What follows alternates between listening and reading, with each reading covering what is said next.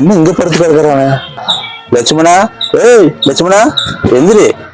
என்னடா என்ன வெட்டி இங்க வந்து படுத்துவாங்க? என்னடா பண்றது? என்ன இப்படி சலிச்சுக்கிற? காசு பணம் இல்லாத 4 பேர் தேடி வந்து பேசுற மாதிரி வாழ்ந்து காட்டணும்டா. ஓ, நம்மள யாரும் தேடி வர்றதில்லண்ணா. நானும் யாரும் தேடி போறதில்ல. நான் மட்டும் சில நேரம் படுத்துட்டு இருக்கிறேன்.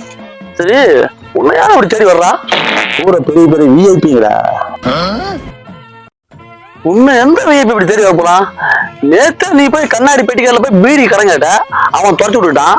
அதுக்கப்புறம் போய் பீடா வாங்கிட்டு போயிட்டு துண்டு பீடி வாங்கி குடிச்சதா நீ? எல்லாம் எனக்கு தெரியும்டா. வா அந்த பக்கம். கொஞ்ச நேரத்துல பாடுறா. Thanga finance, SKP finance, Ganapathi finance, Ayyappa finance எல்லாம் என்ன தேடி வருவாங்கடா.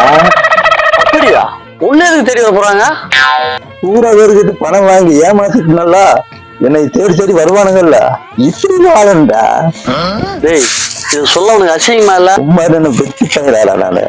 நீ ஏதாச்சும் கடமை ஏமாத்திட்டு இருக்கா? நான் எவன்கிட்டையும் கடமும் வாங்கல, கடனும் கொடுக்கலடா. நிம்மதியா வாழ்ந்துட்டு இருக்கா, நிம்மதியா தூங்கிட்டு இருக்கா. இது ஒரு வாழ்க்கையடா. இந்த பொழப்புக்கு ஏதாவது பிச்சை இருக்கலாடா நீ. ஏய், நான் எதுக்கு பிச்சை எடுக்கணும்? அவனுக்கு தான் என்னை தேடி வந்து பிச்சை எடுத்து போவான்டா. போடா டே.